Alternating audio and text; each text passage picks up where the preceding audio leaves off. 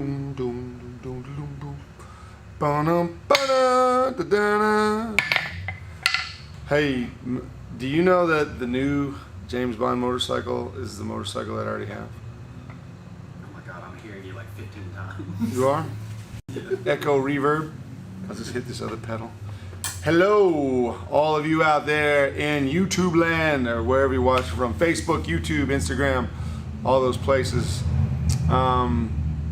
Hope you're hanging in there. Hope you're out in the sunshine, enjoying your day. And we're going to answer some questions here today, live from Kingsport. Am I not supposed to say where we're at? It's up to you. We're in Kingsport, Tennessee. I was down in South Carolina the last few days. I had an eye checkup. Eyes are good vision. I still see great and no problems, so that was good. But one of the things that went downtown, ate some oysters, that was great. Still enjoy downtown, and it's a little, some things are opening. Oh man, I gotta sneeze. This could be bad. Oh wow. Matt, there's no boogers, is there? Okay. No. All right. But it is hot in South Carolina, but the food is good. So like I was just balancing out. I was like, man, it's so hot to live down there. I'm really glad I live in Tennessee. I think we have perfect weather here. We have beautiful paved roads to ride motorcycles on, and for me, this is just a great place to be and do business and live. Now, I miss South Carolina sometimes, more specifically Charleston and the swamp. I grew up in the swamp, but it was nice to go down there for a minute and come back. And if I didn't get to see you, you know, there's only one me. I can only see so many people, and I can only stand to be there for like 3 days, and then I got to get out. So, on to the next subject. I'm going to be answering some questions, and if you have a question that you would like me to try and answer, please use the super chat feature. We literally have hundreds of questions coming in, and it is difficult to recognize which ones are which. When you use that feature, boom, we got you, and we're gonna try and get to it. And we appreciate it. Really much appreciate it. We very much appreciate it. Okay, so one of the questions that was asked to me is, what is my opinion of 52100 0102 Crew Forge V? When I do a video like I did the other day on the steels, talking about the steels I use, okay? I also use 52100. It is a great steel. Generally, anywhere you get it, it's clean, high carbon, makes beautiful kitchen knives, very nice to finish, makes pretty good everything. I've never used it for really big pieces, but this is the thing about steel. Pick a steel, and I've said it many times before. Pick one steel. Use that one steel. Learn that one steel. Get good with that one steel. Stop being an idealist. If you are not doing this, and the best way to get into blacksmithing and bladesmithing is just get in and do it. Just start doing it. Just start doing it, learning it. When you spend a lot of time and you're reading and you're researching and you're looking at the numbers and you say, oh, this looks pretty good, da da da da, I've heard this, I've heard this. Well, that's just like your opinion, man. And to solidify that, you really need to get a steel, use that steel, work that steel. I have chosen this ADCR V2 stuff for my primary, the Hitachi 1085, and the old school W2, and my own Damascus, which is generally made out of 15 and 20, 1084, or 15 and 20 and ADCR V2. So that is my opinion on those steels. Crew Forge V, my friend Adam DeRogers have figured out some things with it. It is a very tricky heat treat on that steel. It's a good steel, but very difficult to forge, very difficult to finish, and it was one of those steels that was kind of designed idealistically, and then once it got made, it wasn't really what we all wanted, to tell the truth. So that being said, again, pick a steel, use the steel, learn the steel, whatever that steel is. I also 01. I've used 01. It's a good steel. It doesn't respond very well to forging. I'm not here to argue with anybody about it. Use whatever steel you want to, but if you're going to ask my opinion about something, get a steel that is consistent and it is clean and it is good to use and it makes good everything. Hunting knives, kitchen knives, swords. That's why I'm going to keep saying 80 CRV2. It's great steel. I've had no trouble with it. The knives that we make out of it respond dynamically. They are outrageous performance. So I hope that answers your question. Bear Brown, super chat. Thanks, Bear. You want to know what is the best quench oil? So that's another question. I can't tell you what the best is. I can tell you what I like. I have two. I use AAA, which is a medium speed oil. It's fast enough to quench everything I want to quench, including W1 and W2 and the simple steels that will quench it. I also use Parks 50, which is a very fast oil. I have also used molten salt. So those are my top three. Pick one, learn everything you can learn about it. Same thing, pick your steel, use that steel. When you are doing this and you're trying to learn, it doesn't really help you to fool with a bunch of different steels. You will not be able to notice the performance difference unless you have spent hours of time cutting and testing. Performance of a knife comes from steel, heat treat, all the pre-treatments, the hardness, the tempering, and the edge geometry. And every different knife has a different edge geometry. They're all going to respond differently. So these are questions that you have to solve. These are equations that you have to solve by going in there and doing it. Sitting in a chair, reading, and it's fine. It's good to research and learn. But if you really want to do this, just get into it and do it. All right? Let's see. What else we got on there?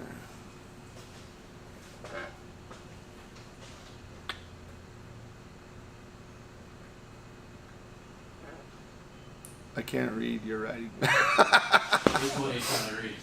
That one. Why do Americans harden the whole blade rather than only the edge? Oh, why do Americans? I don't think it's just an American technique. It's I personally, as I've learned more about the steel, how the steels respond, how the steels react, I tend to want to harden the whole blade and timber the whole blade. I feel like the performance level is better. In the past, I've done hamons, I've just edge hardened, I've done a lot of these different things, and there are issues with that. And so I don't know if it's just an American thing, because I know people all over the world do it. So saying that, I generally will fully harden blades, but there's a lot of pre-treat, and after pre-treating, preheat treating, if that makes some sense, the hardening timber. All these things come together to make a blade that works well. So you can do whatever you like, find a technique you like and use it. I'm not saying it's wrong, because it's not. Edge hardening is totally fine. You do that if that's what you want to do. I moved. I guess I'm still there. Have I ever used D2? Yes, I have used D2. And this is another one of those things. I know you're looking at it on paper, and I know you are talking to other makers. Probably the knife maker I know of that used it to its maximum ability is more than likely Bob Dozer. Makes an excellent knife, makes an awesome knife. But he has a great heat treat on D2, and it makes a great knife. I don't recommend forging it. It doesn't respond well to it. You can if you want, but it doesn't make it any better. Probably that's one of those steels that you will make worse by forging it. So don't do that. If you want to make a D2 knife, get some steel, grind it out, get it heat treated. Good stuff. I don't use it though. I have used it in some production knives, but I don't currently use it. So thanks for asking. Have I ever made a knife out of cobalt? Would that even make sense? No. Thanks for asking. All right. I don't know what that says. I'm trying to. We've written these down on a white board back here, you know, like a dry erase board. Acroglass? Dusty Serpa, $10, said, I know you use West Systems epoxy, but have you ever used Acroglass, and what's your thoughts? Oh, great question. All right, Dusty. Great question. Have I ever used Acroglass, and what's the difference between Acroglass and the G-Flex? I'll tell you, I did an experiment with this. Acroglass is perfect for bedding a rifle. It is very rigid and is also somewhat brittle, and I'll give you my experience. So I just poured the epoxies, Acroglass, in the bottom of a red Solo cup. So I had the same amount, you know, those little rings measure, and then poured the same amount of G-Flex in the red Solo cup. They dried for 24 hours. I put them underneath my press and basically crushed them both. The Acroglass pretty much exploded into dust. The G-Flex crushed, and then it was torn in half, and that was it. So I don't use Acroglass. If you want to, use it. I don't think it has a good shock resistance.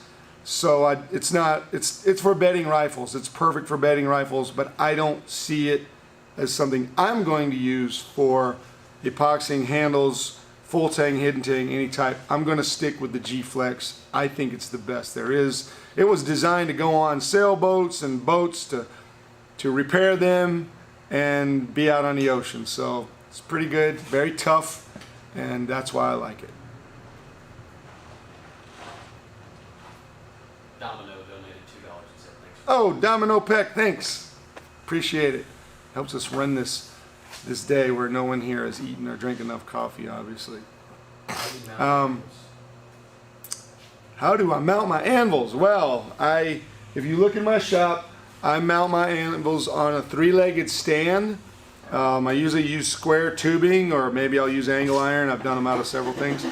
But it's a 23.5 to 24 degree angle. And then the base plate that the anvil sits on has corners, and maybe we'll get Matt to show you right here in a second. And then I silicone the anvil to the plate. We'll let Matt show you. Can you see this? So these are the 3 legs. These little corners are welded on angle iron. Here's the plate. The anvil is sitting on here, but it is stuck onto it with clear 100% silicone. Doesn't move. It's like it's grounded to the earth at this point. So that's why I do that. That works great. This is the best method I've ever seen for mounting an anvil. And that's it. So you can do it however you like. This is how I like, so this is how I do it.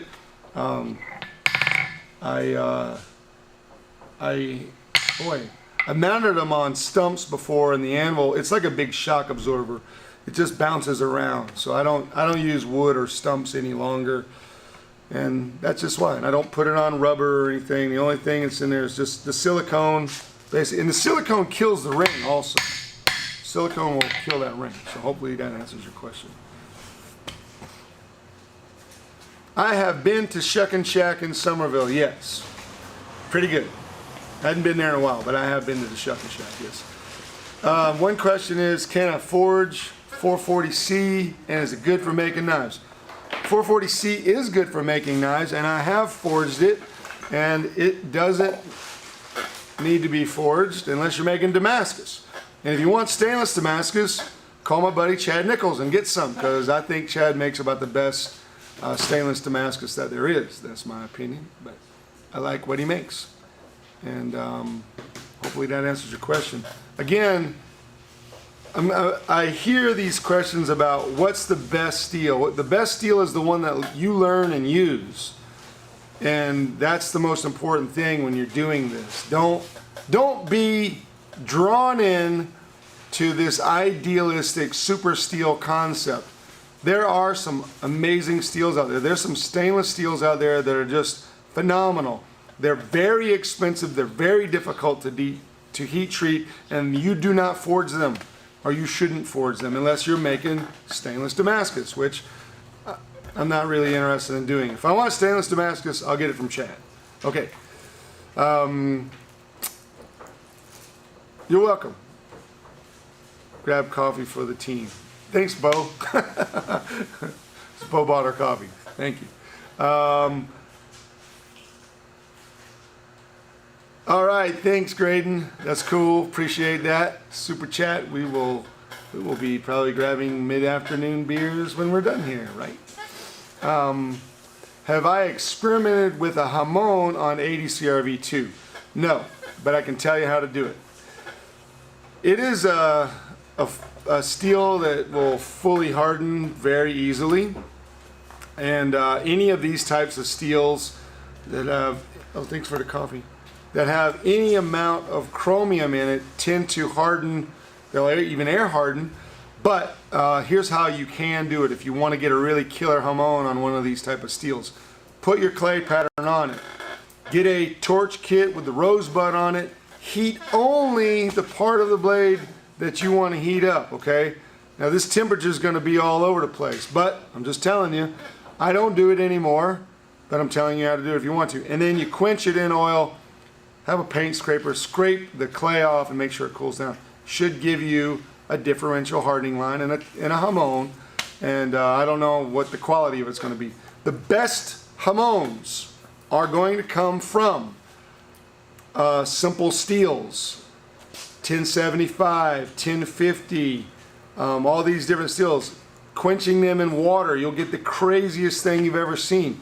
But if you want to do it a little more safely, get this Hitachi 1085 or 1084 or something like that, and quench it in a fairly fast oil with the clay, and you'll get a nice hamon. They're fun to do. The finish is, once you polish a blade like that, it's relatively fragile, and one of the reasons that I don't do it anymore, because it's a real pain in the butt, and I'm just kind of on to another thing. I work with stuff until I kind of get tired of it. I was taught how to do a clay hamon on a blade by Don Falk, and he learned it from, maybe he taught himself, I don't really know, but for as I know, the two people that did it first, that I saw first doing it, was Don Falk and Jimmy Fikes. So hope that's a good answer for you. Try it. All I can tell you, if you want to do it, get in there and do it. Hey, thanks Michael Meadows and Colin Mandingo. I know that's got to be your made-up name, but that's cool. How many Sharpies are in the shop right now? Right now, we probably, so here's how I deal with Sharpies. If I buy one Sharpie, I'll be able to keep it. And that's good. But if I buy a box of Sharpies, the best thing for me to do is pull one out, fling the other ones up in the air. They just go wherever they will, and then I'll keep that one Sharpie. Now, if I keep them in the box, pull one Sharpie out, pretty much instantly I'm going to lose that Sharpie, and I won't be able to find any other Sharpies. And I think anybody will find this is the case in their shop, no matter how well organized it is. All right. I'm looking at that one down there. Oh yeah, I already answered that. So we're going to be doing a video on forging Damascus with a hand hammer on an anvil. For you, those of you who don't have a press or a hammer.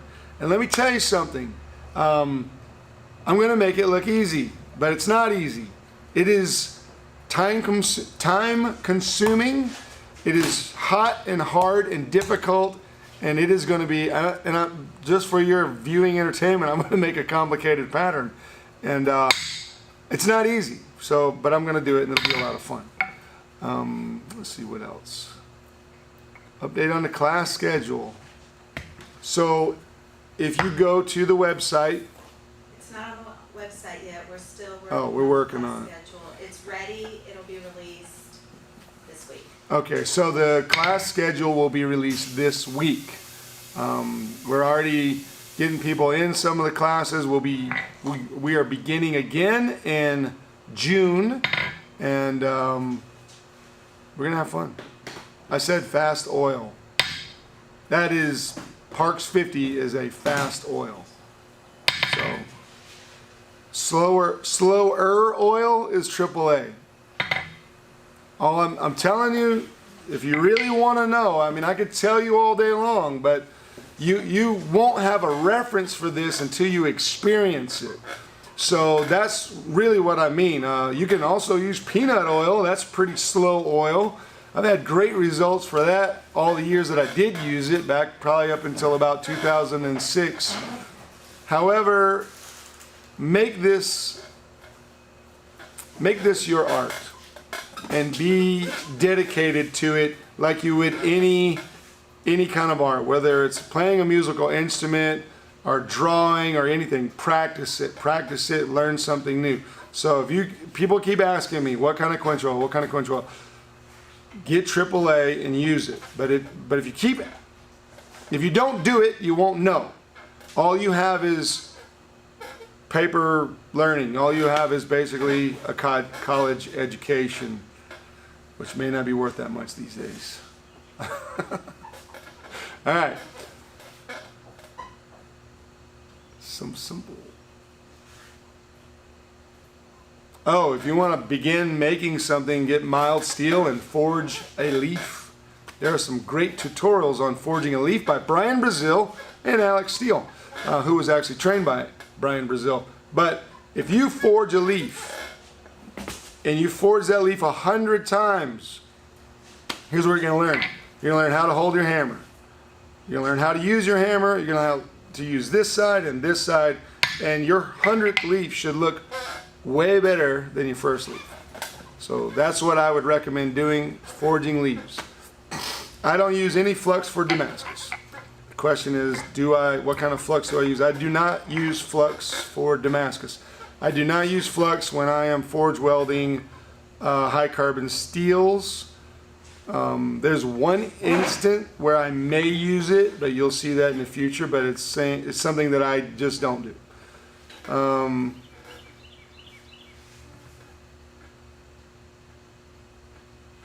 Thank you. So someone asked, they made a comment, the forged series was great, and do we plan on making any more content? Yes, we are in the process of making content now. So that is coming in the future, and we are always working on that. And in the meantime, subscribe to my YouTube channel. There are so many questions. Yeah. We're trying to get to them as fast as we can. How tall is your anvil? It's this tall. I don't know. You're asking a guy who doesn't measure anything. I don't know. It is. I don't know. it's that high. We could measure it, I guess. But your anvil should be. I'll show you a thing. Look. See, here's where my fist is. Some people go measure it to fist height, knuckle height, but mine's a little bit higher. And this is the perfect height for me. So anvil height is relative to the person using the anvil. That's what I would say. So figure out how high you need it to be, make a stand, and again, just get busy doing it. Get busy making stuff. Forge whatever you want to forge. Don't forge certain things you should stay away from. Heating them up, like certain bronzes, don't get those hot. They can put off poison gas. Like beryllium bronze is really bad stuff, so stay away from that. Don't grind it either. Oh boy, hardox steel, never heard of it. My apologies, I don't know what that is. And you probably, if you know what it is, you probably know more about it than I do. How do I test the functionality of knives is a great question. And one of the things you need to do is decide what kind of knife you want to make. You want to make hunting knives, then you need to know how to use the hunting knife. And you need to have experience skinning an animal and field dressing an animal and all those things. And if you don't, then you're probably not going to be able to make a good hunting knife unless you just see someone else's design and do that. One of the most perfect hunting knife designs, if you look at some of George Herron's design, he has passed on now. He was the Carolina knife maker ever and one of the best knife makers that I think ever lived. And that's, again, that's my opinion. But George Herron's hunting knives were beautiful and nearly a perfect design. And I recommend and test one out, so it really helps to go and use them. If you're going to make a knife for filleting fish, or you're going to make a chef's knife, you know, pick up an old Hinkles and say, wow, look at this, make that, the edge geometry, the thickness, all these things. If you make a recurve edge chef's knife, that just probably won't work. Good for meat, not good for kitchen. But I test the knives. I will usually cut knotty 2x4s, I'll cut cardboard, I'll cut rope, I will cut nails, I will cut things I'm not supposed to cut. I'll cut bamboo, which is nice to cut. Old pallets are really good because they are gnarly, you know. They're full of knots and nails and all kind of stuff like that. Now your knife, if you cut a nail and it dings it or chips it or something, that's no big deal, as long as it doesn't break. So that's important. Micarta pins are wonderful. In fact, micarta pins, as tested at Winkler Knives, seem to have more holding strength than a steel or a bronze pin. Also, bamboo pins, you can use those. Those are great. The epoxy sticks to them better and it just becomes all one solid piece. If you take a little piece of bamboo pin length and try to break it with your fingers, you're probably not going to be able to do that. Can't talk to you right now, Mike Roberts. Mike Roberts, if you're watching YouTube, go watch YouTube. I can't chat right now.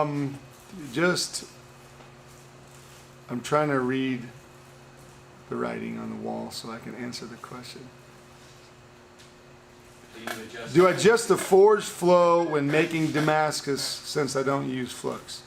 Yes, I make it as hot as I can get it. I want the maximum amount of fuel and air in there, and there is a little bit of an adjustment. You want to see the fire shooting out of the forge. It's that simple. Don't let the steel come up with the forge. Let the forge be hot. Put the steel in, and you will never have a problem. I'll be demonstrating that again when we do this other Damascus video. If you want to watch now, I have a Damascus video.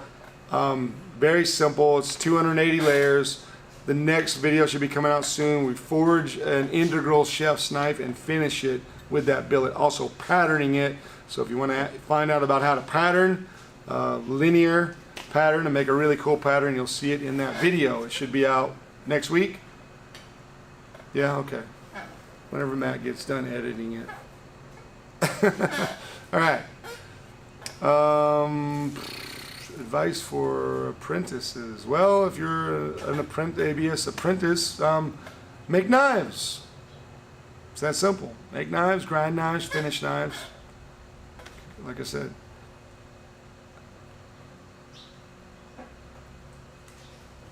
The steel prices continue to rise. How do you spark test steel to be more resourceful? Well, basically you take a test piece, which be, you know this is mild steel, and look at the spark pattern. It'll be simple.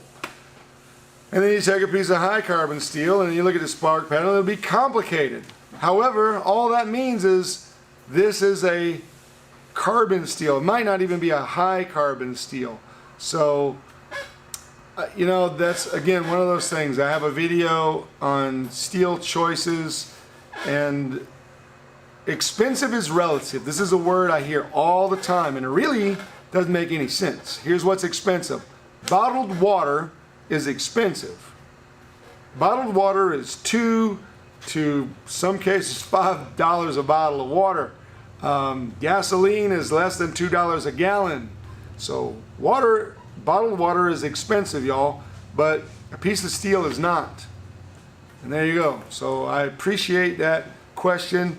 The best thing I can tell you is once you find a source, stick with that source. Like those spring clips or whatever you find, have them tested if you can. But again, the testing will cost more than a brand new bar of steel. So find something you like to use and use it. In the meantime, just bang on to use and use it. In the meantime, just bang on. It's not bad. You can do it. It's not super complicated. But the more you work, the more you'll understand.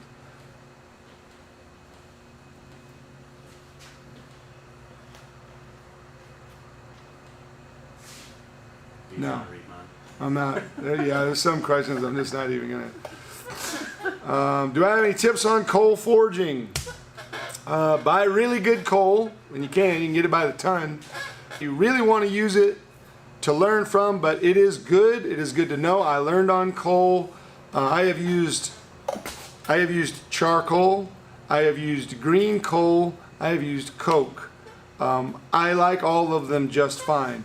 If I had to use a natural fuel and that was it, I would use charcoal. I can forge weld in charcoal also with no flux. Now when you get into using coal, it is dirty, and I've not been able to successfully forge weld in that without flux. I don't really know why. It's just a lot of trash in it, so whatever. Why is my power hammer quiet? That's a great question. It's because I run the exhaust out of the building. That's why it's quiet. It's that simple. And I have it greased up pretty good. I think we use some kind of special oil. I don't know. But it's quiet because I run the exhaust outside the building. I'll do my own forging challenges. I have plenty of ideas for myself. I mean, obviously you've seen YouTube. All of the things that we're doing on YouTube is a forging challenge, especially when we do something live. Okay, I don't have a local steel supplier at all. I've never had a local steel supplier. High carbon steels that we use to make knives are not really in the forward mind of any steel company. So, there's, just order something. You can order it. It'll ship to you. If you live in America, North America, South America, Canada, you can pretty much get it shipped to you. Find a source if you want to do it. Find a source. I use New Jersey Steel Baron for the 80 CRV2, and other things. When I find them, I get it. You could get in touch with Britt Barnes for this round stock that I'm using here, the 1085 from Hitachi, or you can get in touch with Pop Knife Supply. So local steel supplier has never been a thing for me. I've never had a local steel supplier. So I feel like fooling with the chair now just to make it work. Did you put milk in my coffee? I did. This is a little It's hot still. All right. Yes, we will be doing more contests and more giveaways as we proceed. As we begin to grow, I want to give more things away in appreciation to you all for supporting us and being there, asking questions, and just enjoying. I want you to enjoy the channel. I have some very simple reasons to do this. I am not interested in being a public figure. I really am not crazy about it when people recognize me somewhere for Forged and Fired. I'm a bladesmith. I'm an artist, and I like to do that. And I want to be a part of the renaissance of when people say, "Oh, you're a bladesmith, you're a blacksmith." I don't want to hear them say that's a dying art. I don't want to hear that anymore. I want to hear, man, there's a renaissance movement in that. Now, there's a lot of people doing that now. They're getting into it just for the sake of doing it, just for the sake of enjoying the craft and being able to make something by hand. So I like that, and I want to share that. So that's why we're doing this. What's the best anvil poundage for a beginner? Also best forge for a beginner. Whichever one you can get. So if you're going to go buy one, I'm going to say Chili Forge. Holland Anvil is making a cool anvil right now. I just saw that they have one. It's a 125-pound double horn anvil. You can hear that squeaking. I'm sure that's going to be irritating some of you. It would irritate me. Holland Anvil's making a really cool one right now. It's 125 pounds. I think it's right under $1,000. It's a beautiful anvil. I think it's about as perfect of a shape as you can have for forging on. Also Atlas, they make a great little bladesmithing anvil. I think they're under $300. I'm a big fan of Chili Forges, so I'm going to always promote them first. But I would say, there are a lot of tutorials, on YouTube on how to make a forge. You can get one. You can build one. Just try it. Go out there and do it. Get busy doing it. Don't hesitate. Do I buy stabilized wood for handles? I do buy some, but I also like to find my own wood and then send it off and have it stabilized. And I will be posting more about that later. I'll give you more information about who I use. How much money was raised for the restaurants? for Model City, Tap House, and Stir Fry. I don't know the total number, but we gave it to them and they were very happy.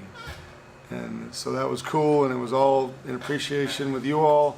Thanks for being part of that. It was good for them, and I think it was like right on time. People were right before they were going back to work, so it worked out perfectly for everybody. Everybody got a substantial little bonus package, and it was really cool that everybody got involved in that. So thank you very much.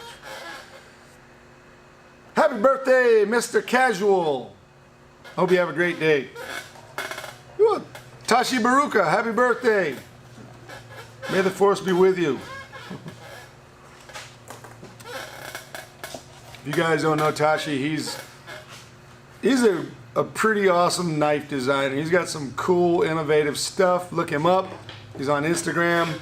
Tashi makes some neat blades, good looking designs. They all look like they're moving. I like that. Good stuff. When is the next podcast? Okay, so right now, what we're doing is we're working on a podcast studio with a table. See how I'm visualizing it for you with my hands? And we will have different seats at the table where guests and the co-host can sit. We'll have several camera angles. I want it to be kind of like a cross between the Joe Rogan show and Coast to Coast AM. So that's what I want. And we're getting there, but it's a slow process because I don't know how much stuff costs. And I realize that doing a consistent podcast is really expensive. So that's why it's taking a little longer than I anticipated. All right. Looking in here. Yes, okay, my Instagram got hacked, as some of you know. I don't know what it was about. My apologies. It had nothing to do with me. I don't do stuff like that. And I can get hacked just like you can get hacked. So yeah, we solved it as far as I know. I don't message everybody at once. So if everybody on Instagram gets a message from me, guess what? It didn't come from me because I don't know how to do that and I don't do it. So there you go. Hopefully it didn't cause you too much problems. What do I like to forge besides knives? Well, one of the things that I like to forge besides knives is just little weird oddities, just design elements. And sometimes I'll get on a kick of doing this. So I'll take like a square and crush it into a pillow, and maybe I'll just keep playing with different ideas so that I can learn more about how steel moves and how it works. Those aren't things that I make available for sale, but it's just stuff that I like to do. I am in the design process right now of designing a mailbox stand for my mailbox.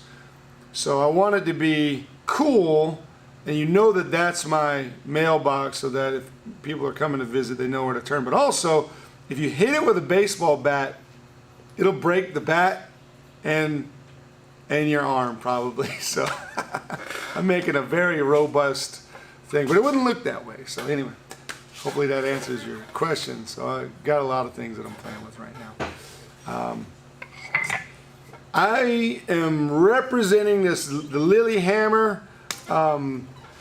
About how you can get one of these and where you can get them. This is becoming my favorite. These are handmade, these are hand forged in Portland, Oregon, and I just think this is a great hammer. This thing is crazy powerful. This thing moves some serious steel. I don't know how much it weighs, maybe 3.5 pounds, but I'll give you more information soon. It'll be in a description where you can click on it, okay? Yes, you can arc weld mild steel fittings to high carbon steel fittings before heat treat, and that is the time that you want to do it. You can arc them, MIG them, but the best way to do it if you want to make a really nice weld is TIG them together with really no feed. So you can just take the TIG and flow them together, normalize it. You need to normalize that first, and then you can harden it. Shouldn't have no trouble. I've done it many, many times. So I want to talk about the forged course here. A lot of these questions are answered very directly and dynamically in the forged series, which we spent $75 billion making. Seems like that. but it wasn't that much. Anyway, so in the Forge series, you will see how to design a blade. You will see how to take that design and forge the blade that you've designed. You'll see how to normalize, how to heat treat, how to grind it, how to finish it, how to make it, how to make that dark finish on it. Everybody keeps asking me to tell them, showing you and telling you exactly how to do it. How to shape the handle, why the handle works, and all of those details all bound up in that series. It is the least expensive thing that you can do for your knife making experience. It will help you. I don't care what level you're at, it's going to help you. I just wanted it to be great. There's multiple camera angles, and we had a lot of fun doing that. So I recommend getting it. If you look at the reviews, you can go over to my website, you can look at people's reviews and the knife that they made after watching the series. There's some good testimonials in there, and they're not from me, they're from people who actually took the series and did the series, and they're from all over the world. So I recommend it, of course, because we made it, but go and see what they have to say. See what other people have to say about it too, okay? Is it possible to add carbon to steel to make it harder? Well, that's a great question, but there's a better question than that. That is something you don't need to concern yourself with. What you need to concern yourself with is how hard do you want to get the carbon steel that you already have to get, and why do you want it to get that hard, and how do you bring that hardness down to a manageable level? Now those are questions you really need to go and find out yourself, because you asked that question and I think it's a good one. This is going to be a journey of self-discovery. A cast iron pan has about 2 to 3% carbon. It is no good for making a knife out of, I promise. It will not make a knife that you can use.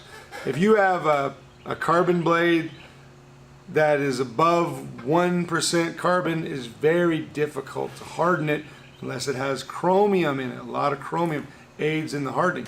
So again, find a good steel that you can use. It will surprise you. It really will surprise you.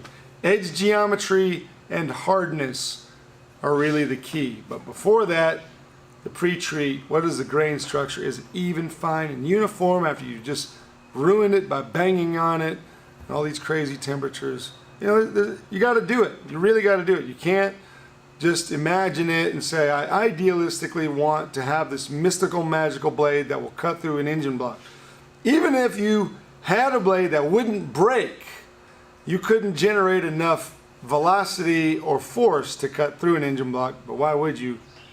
I don't know. Anyway, that's the old thing. People would say this all the time when I was a kid. Get good steel. Get some 80 CRV2. Get busy. Go make a knife and enjoy the process of learning, because that's what I'm doing. I'm enjoying the process of learning. Daniel Goldman. Thank you, sir. Very nice. What is your question? Thank you. Thanks for being there.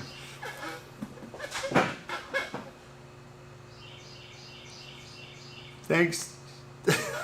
No question. Thank you guys, whoever, just donating to the fund this live session here is much appreciated. It helps us and it allows us to keep moving forward. So many things about this are simplified in the series, the Forge series. That's why we made it. That's why we do this YouTube channel. And again, I was asked, let me see, is this the 9,997th time? When am I going back on Forge and Fire? Almost. Never. I'm never going back on Forge. I hope that you watched Forge and Fire and it inspired you to make. I think that's the greatest thing about the show. Bringing recognition that there are actually people out there forging blades and making knives. I'm grateful for that. It was fun to be on the show. I enjoyed that too, to a certain degree. However, you have to realize when there's prize money involved in a show, that means it's a game show. It's not an educational television program. It's a game show. Our YouTube channel is an educational program. You can just go watch it. You can ask questions. I go through and we answer as many as we possibly can. So I want people to enjoy that. I want you to be inspired, and I hope that watching Forge and Fire inspired you to go out there and learn how to forge and make. So, do I make tongs? I have made tongs, but I prefer to buy tongs. Hope that answers your question. I usually get them from Blacksmith Depot. They have about every kind of tong I could want. And when I go down there, I just buy tongs. Even if I don't know if I'm going to need them, I just buy them anyway because I think, oh, that's a cool looking tong. I might need that. I bring them back here, and then they generally disappear. Because I drop them on the ground a lot. Well, that's true. So I don't know what happens to them, but they go off. There's a big pile of tongs somewhere in the nether regions of the netherworld. This is a pile of them. And you know what's with them, next to them, is that sock that you're missing. That other sock. And the Sharpies. And Sharpies. But my socks, there's a dog that my friend has named Ray. And Ray has taken a good many of my socks and buried them in the yard somewhere in Asheville. So, thanks, Ray. That's where my socks go. So, Dusty Serpa recommends the Forge series was great, and he highly recommends it. So that's cool. Thanks, Dusty. I appreciate that, man. I do like to see the knives that people make after they've watched the series. That is important to me. I like that, and I really like to see people get better. And I'm going to talk to you real quick about some of the classes that we're offering. The summer and fall course schedule has Brute to Forge Chopper, as always. That's a fun one. You don't need to know how to do anything to be in that class. You can just, I don't make knives. All I do is play on a computer and watch TV. Come make a knife. We'll have a good time. You'll end up with a knife. Integral chef's knife and integral kitchen cleaver. Also, these are a little more advanced, a little more difficult, but I can teach you how to do it also. The Damascus chef's knife class, that is only for those of you who have been here before, or you can show me what you're making so I can say, yes, I think you can handle this class. It's more intensive, it's longer, it's a 4-day class. Some of the classes are 3.5 days, some are 4, but most of the time it's just 3 days. And we have a blast. So that schedule will be up for your viewing, and I just say get in there as fast as you can because they will fill up as soon as we post them. Steels come up a lot. Tool steels come up a lot. Yep. That's right. Again, pick a steel and use the steel that you get and use it and learn it. I'm just going to say it over and over again. There's no magic steel. There's no ideal steel. There's no best steel. That just doesn't exist. The subtle differences in between them are really going to be up to the bladesmith. Just because somebody says, well, I used 52-100 on this blade and I used W2 on this blade, that doesn't make those blades good. Go back and watch how the guy made it. Maybe he burned the steel the whole time and just beat the crap out of it. Didn't normalize it. Maybe didn't even harden it. I'm telling you the truth. I have many examples of people who will show a blade like, oh, I didn't even harden it. They've competed on that show. And I heard some of them even won. I'm just saying, you don't know. Pick a steel you like. Use that steel. Learn everything you can about it, and you will be happy with that result. I am picking a steel that I like, that I have researched, that responds well to forging, and it makes a great every kind of knife I've made out of it. Bear Brown, thank you. I'm about to answer this. I have my wife Shelly is writing on the wall so I can read it. Oh, Wiley, hey, thanks Wiley, I appreciate that.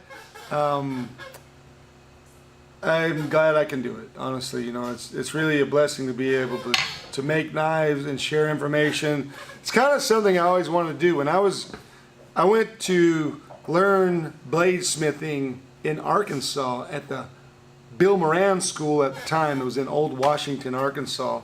And I had a lot of fun there. That was way back in 2001, February of 2001. Yeah.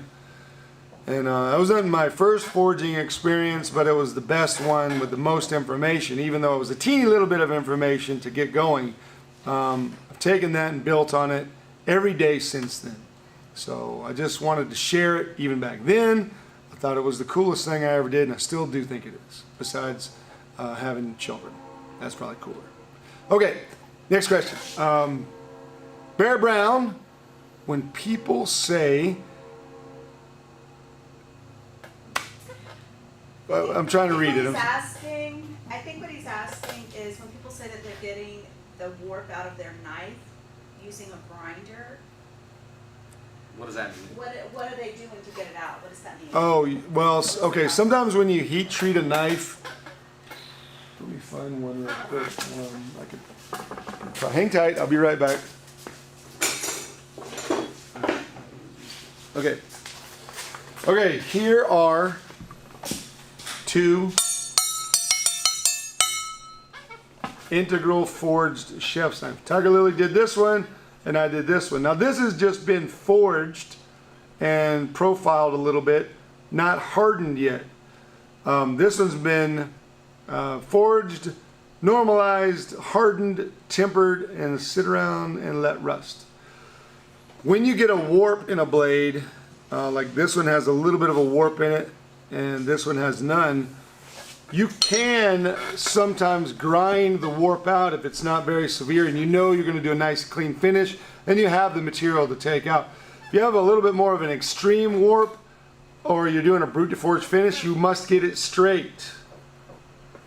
So if someone's saying they're grinding the warp out, that means they have enough material to grind out, and that's fine. Sometimes when I make a chef's knife, I generally will leave them a little thicker when I harden. If I grind them to the final dimension, they're going to warp terribly, like a potato chip on the edge, like ripples, and they'll warp here and cup and twist, and there's no way of getting those out. It just ain't going to happen.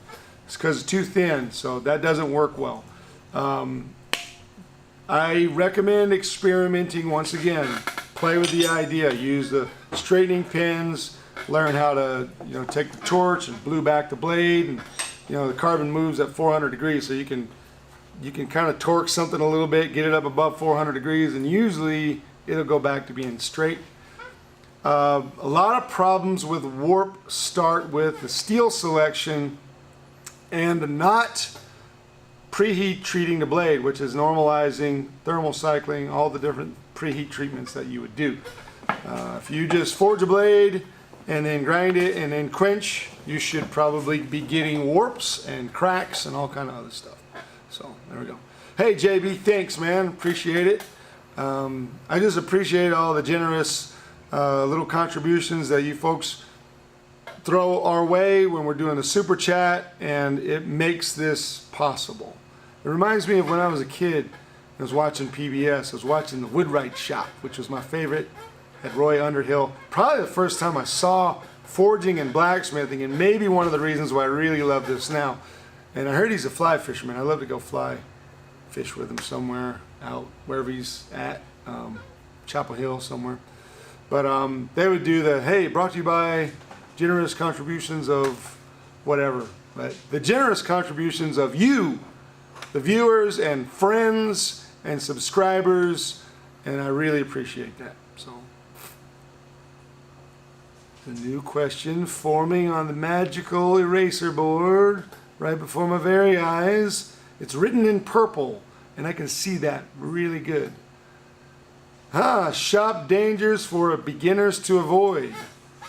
Matt, would you like to follow me real quick? Yes. I'm gonna go over there, Matt. Can you see that tool Matt's touching? Turn around, Matt. No, it's behind you. That's a buffer. Don't ever get one of those.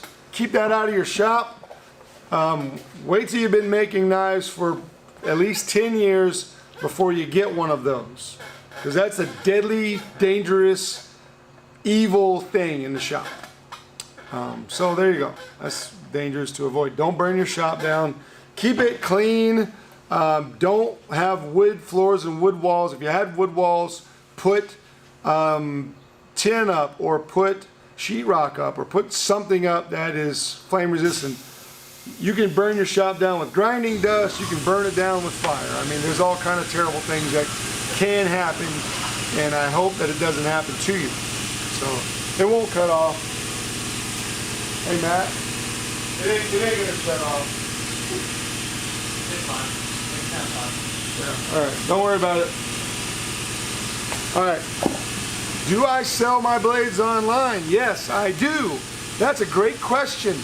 I'm going to talk about this. I talked about it on my Facebook. I was building a list for because I thought it would work. And I have taken orders in the past, but I don't do it, and here's a couple reasons why.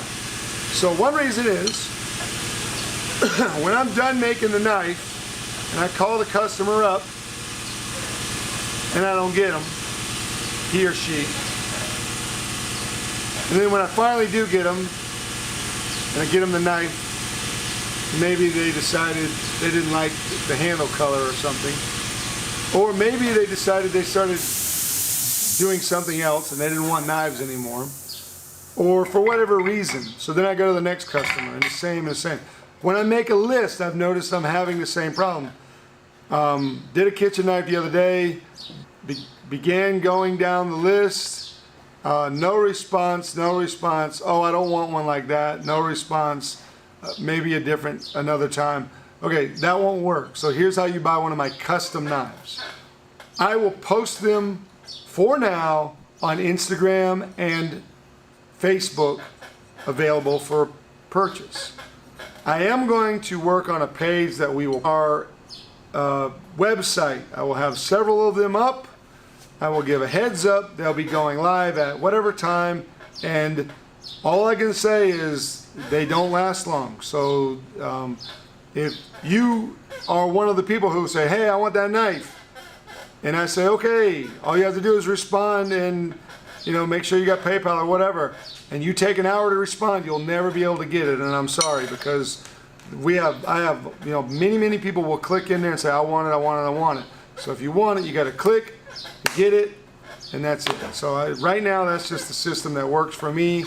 Also, I have the knives that are coming out soon. If you go to Tactical Elements, which is on which is on Instagram and Facebook. Tactical Elements is my partner in knives for folding kukri. We're having a folding kukri, a fixed blade, a small fixed blade kukri, the Voodoo dagger, and coming very soon is going to be the new RMJ Hawk, the Night Hawk, which I designed and I have made in Chattanooga by RMJ. And there will be also a hunting knife very soon. But once they go up, once they drop, they don't last long.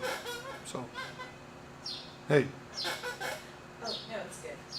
All right. Hope that answers the question. Yes, I trade with other makers. If Andrew Mears, Adam DeRosiers, Sam Lurquin, are you a friend of mine and I know you, I trade knives with you. If I really like your knife, I might trade with you. Usually I only trade with my friends, people that I like and know. But hey, maybe we get to be friends. I don't know. We'll see. All right, so I'm going to call time for this today. Hope that answered some of your questions. I hope you enjoyed this little session. I did. Have a great Saturday. Oh, one more question.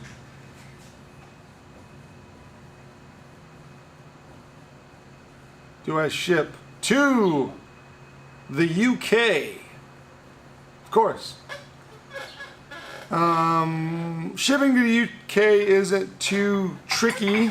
You just put cutlery items or whatever we need to figure it out, how to ship overseas. Some places have rules, but I generally will put cutlery item.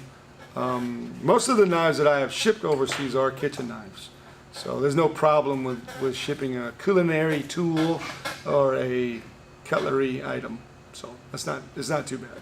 But you do your research on your end first, because once the shipping leaves this country, I'm not responsible for it anymore.